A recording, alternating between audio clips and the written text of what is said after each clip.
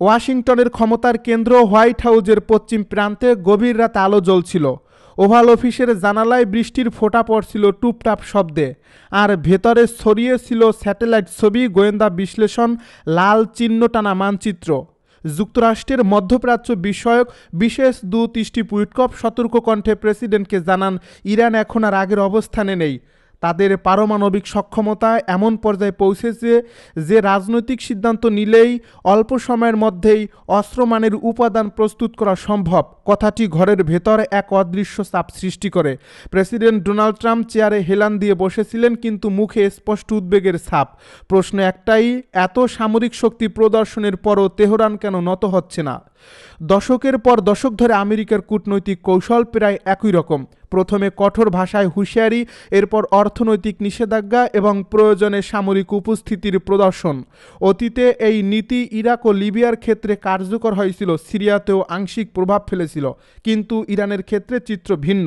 পারস্য উপসাগরে মার্কিন রণতরী মোতায়েন, আকাশে আধুনিক স্টিল যুদ্ধবিমান, কৌশলগত বোমারু বিমানের মহড়া, সবকিছুর পরও তেহরান স্পষ্ট বার্তা দিয়েছে তারা চাপের কাছে নত হবে না। ইরানের শীর্ষ নেতৃত্ব ঘোষণা করেছে আত্মসমর্পণের প্রশ্নই আসে না।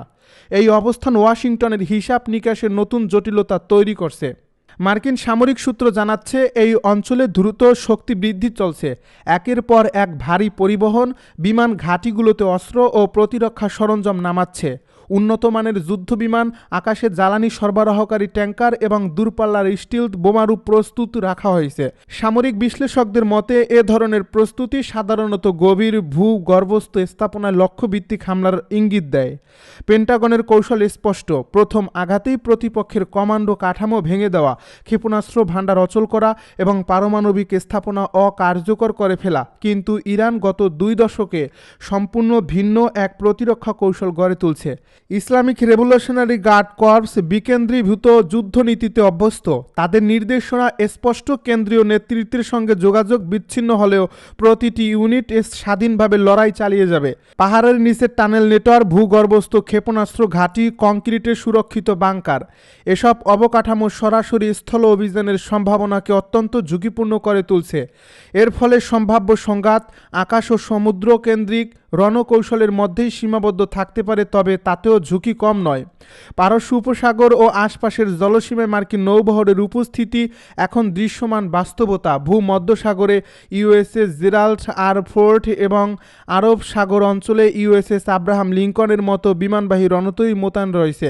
টমাহক ক্রুজ মিসাইল সজ্জিত ডেস্ট্রয়ারগুলো নির্দিষ্ট লক্ষ্যবস্তুতে তাক করে আছে। কিন্তু সামরিক শক্তির এই প্রদর্শনের মধ্যেই মিত্রজোটের সূক্ষ্ম ফাটল দেখা যাচ্ছে। ব্রিটেন ইঙ্গিত দিয়েছে তাদের নিয়ন্ত্রিত ঘাঁটি সরাসরি আক্রমণ অভিযানে ব্যবহারের ক্ষেত্রে আন্তর্জাতিক আইন বিবেচনায় সতর্ক প্রয়োজন। এই অবস্থান ওয়াশিংটনের জন্য কূটনৈতিক চাপ বাড়িয়েছে। অন্যদিকে তেহরান কেবল প্রতিরক্ষায় সীমাবদ্ধ নেই, তারা আঞ্চলিক কৌশলগত সম্পর্ক জোরদার করছে। ওমান সাগর ও উত্তর ভারত মহাসাগরে রাশিয়ার সঙ্গে যৌথ নৌমহড়া আয়োজন করা হয়েছে।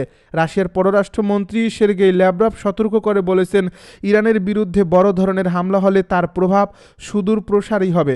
যদিও এটি সরাসরি সামরিক হস্তক্ষেপের ঘোষণা নয়, তবে ভূ রাজনৈতিক বার্তায় স্পষ্ট, মস্কো পরিস্থিতি নিবিড়ভাবে পর্যবেক্ষণ করছে।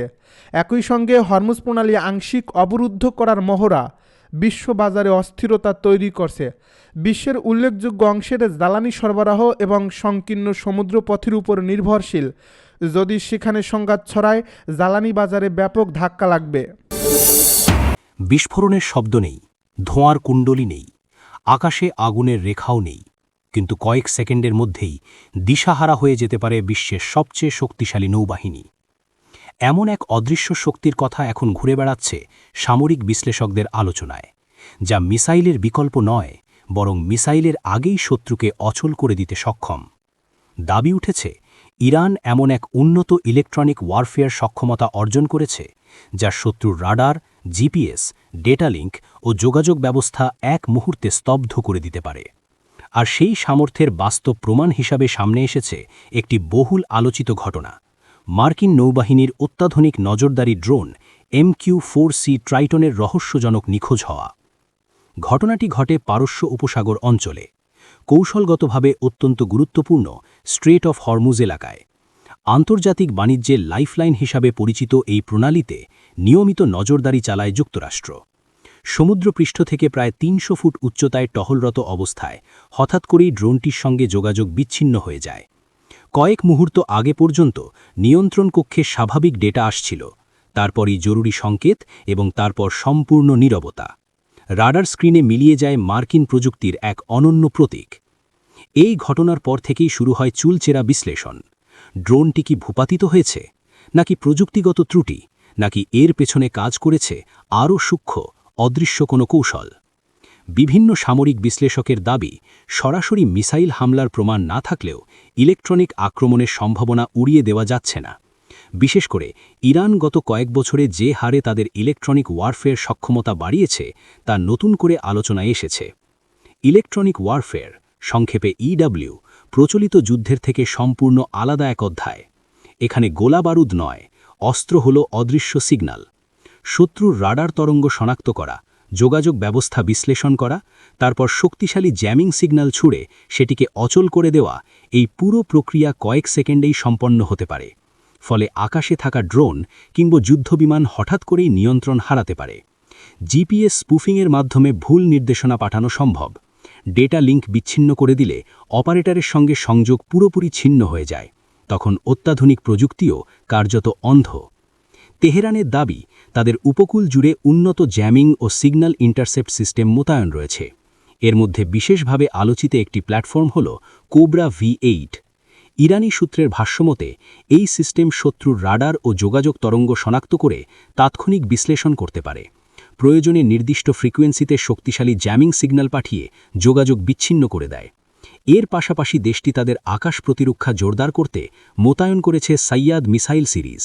ফলে একটি সমন্বিত প্রতিরক্ষা বলয় তৈরি হয়েছে, যেখানে প্রথমে শনাক্তকরণ, তারপর জ্যামিং এবং প্রয়োজনে মিসাইল লক সবই একটি কৌশলগত কাঠামোর মধ্যে পরিচালিত হয়। বিশেষজ্ঞদের মতে সরাসরি একটি বিশাল রণতরী ধ্বংস করা যতটা কঠিন, তার চোখ ও কান অচল করে দেওয়া তুলনামূলকভাবে সহজ এবং কার্যকর।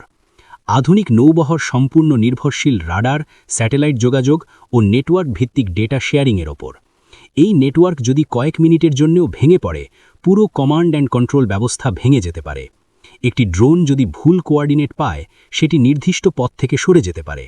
একটি যুদ্ধজাহাজ যদি সাময়িক ব্লাইন্ড স্পটে পড়ে, তা কৌশলগত ঝুঁকি তৈরি করতে পারে। পারস্য উপসাগরের আকাশ তাই শুধু দৃশ্যমান যুদ্ধের ক্ষেত্র নয়, অদৃশ্য তরঙ্গের লড়াইয়েরও মঞ্চ। এখানে বিস্ফোরণের শব্দ শোনা যায় না, কিন্তু সিগন্যালের সংঘর্ষে মুহূর্তেই বদলে যেতে পারে শক্তির ভারসাম্য। মার্কিন বিশ্লেষকদের ভাষায় ভবিষ্যতের যুদ্ধ হবে নেটওয়ার্ক কেন্দ্রিক। যে পক্ষ শত্রুর সেন্সর, সিগন্যাল ও যোগাযোগ ব্যবস্থাকে অচল করতে পারবে, সেই পক্ষই কৌশলগতভাবে এগিয়ে থাকবে। এই প্রেক্ষাপটে MQ-4C ট্রাইটনের ঘটনাটি শুধুই একটি ড্রোন নিখোঁজ হবার গল্প নয়, এটি বড় শক্তিগুলোর মধ্যে প্রযুক্তি নির্ভর প্রতিযোগিতার নতুন অধ্যায়ের ইঙ্গিত। একদিকে মার্কিন উন্নত নজরদারি কৌশল, অন্যদিকে ইরানের ক্রমবর্ধমান ইলেকট্রনিক প্রতিরক্ষা ব্যবস্থা। এই দ্বন্দ্ব মধ্যপ্রাচ্যের নিরাপত্তা সমীকরণকে আরও জটিল করে তুলছে।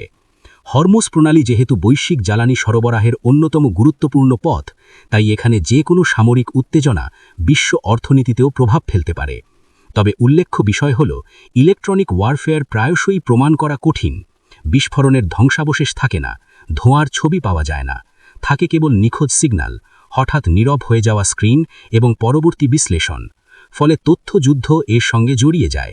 কে কাকে অন্ধ করল, কে কাকে বিভ্রান্ত করল, এই প্রশ্নের উত্তর অনেক সময়ই পর্দার আড়ালে থেকে যায়। বিশ্ব মার্কিন অঙ্গনে এখন স্পষ্ট হয়ে উঠছে, শক্তির সংজ্ঞা বদলাচ্ছে। মিসাইল, যুদ্ধবিমান ও রণতরীর পাশাপাশি সমান গুরুত্ব পাচ্ছে সাইবার ও ইলেকট্রনিক ডোমেন। যে পক্ষ এই অদৃশ্য ফ্রন্টে এগিয়ে থাকবে, তারই থাকবে কৌশলগত সুবিধা। আর সেই কারণেই ইরানের ইলেকট্রনিক সক্ষমতা নিয়ে উদ্বেগ বাড়ছে ওয়াশিংটনে। একই সঙ্গে বাড়ছে মধ্যপ্রাচ্যের নিরাপত্তা উত্তেজনা।